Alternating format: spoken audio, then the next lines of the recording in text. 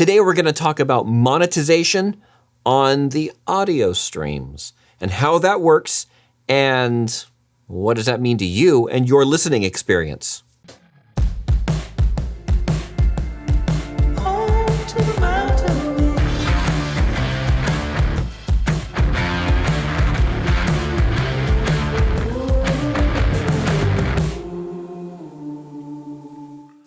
Okay, so here is one of the new things that we are doing today.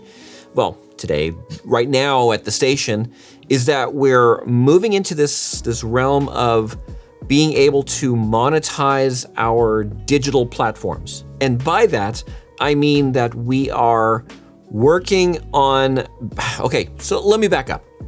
So you have our normal streams. You go to our website, you click on Listen Live, brings up a player on the web page, click play, and it starts playing the station. Okay, so what happens when you go to commercial break? Well, for some stations, you hear all the commercials. And some stations, you're not allowed to do that because of rights with the voice talent and that whole bit, so they're not allowed to stream those commercials. But anyways, it's an opportunity to get a little bit more income, if you will. And not to be greedy, but it costs money to stream. It costs money for the bandwidth transfer. It costs money to keep these computers up to date and to keep the software up to date and to replace computers. Anyways, there's costs involved with streaming. And so if there's a way that we could directly offset that cost, well, here's a perfect opportunity. So we take those commercial breaks and we sell 30 and 60 and 15 second chunks. And then what happens is that at the encoder side, when the automation is streaming to the computer, to the streaming computer, it sends little markers and says, hey, this is a commercial. It's a 30-second commercial. And then what happens is that the back end of the streaming system goes, oh, okay, I have this 30-second commercial that we need to play. And what it does is it will insert that commercial over the audio coming from the station. So in a perfect world, it's totally seamless to you as the listener. However, for us as the station, we know that that spot played, and you as the listener will hear it. Let's say it's Home Depot or Bob's Lumber Yard, whatever. Let's say Bob's Lumber Yard. Again, he's a local guy. So Bob's Lumber Yard will buy a digital ad and will geo-target it, so that way it's in a very specific area. But his ad will cover up a 30-second slot in that commercial break, that 2, 3, some cases 6 minutes of commercials.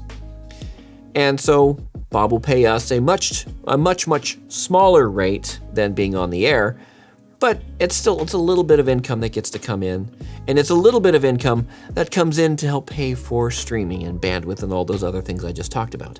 So that's kind of the big project that I'm working on, is trying to get our sales guy interested in that, knowing that we have this capability, and hopefully being able to offset that cost. I mean, streaming can get pretty expensive, and so we want to offset that, so that way the funds that come in from our over-the-air things, our over-the-air commercials and programming, can go more towards dealing with other things, like and fixing the ice damage from that site. Yeah. So, if we can offset costs, we're good, we're golden. So, what does that mean for you? Okay, so you are listening to the stream, the DJ goes, all right, we'll be right back after this, and you start hearing Bob's Lumberyard commercial. To you, it's first commercial in the commercial stat. But then after Bob's Lumberyard commercial is done, it rejoins the simulcast, the main signal. And so you'll hear all the other different little commercials that are playing over the air and on the stream.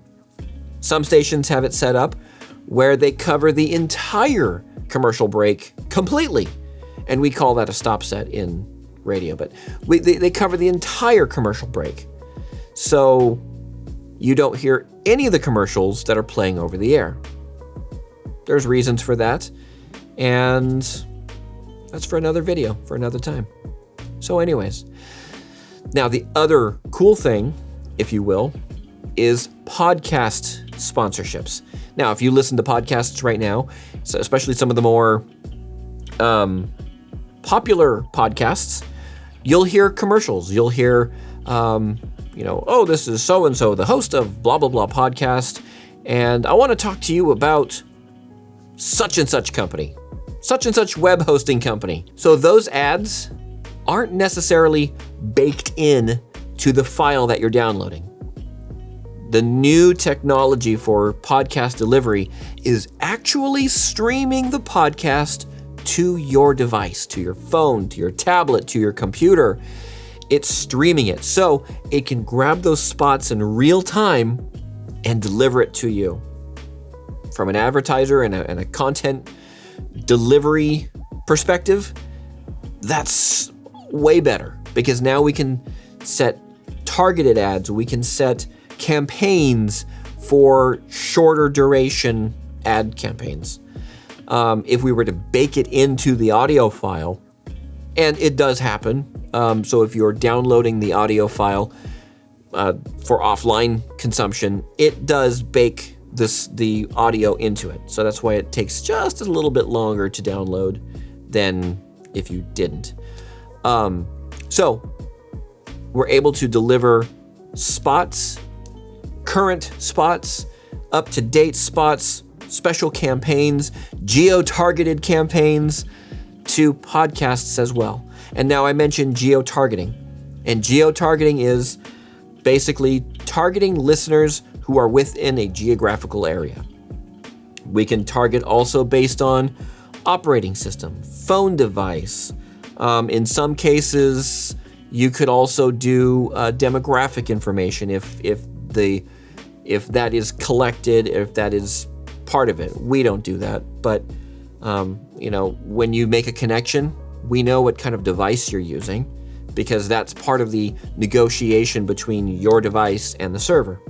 So we can target iPhones, we can target Androids, we can target Blackberries, all separately and all specifically. So for example, if Apple wanted to advertise on our streaming platform or on our podcasts, they would probably just target the Android phones.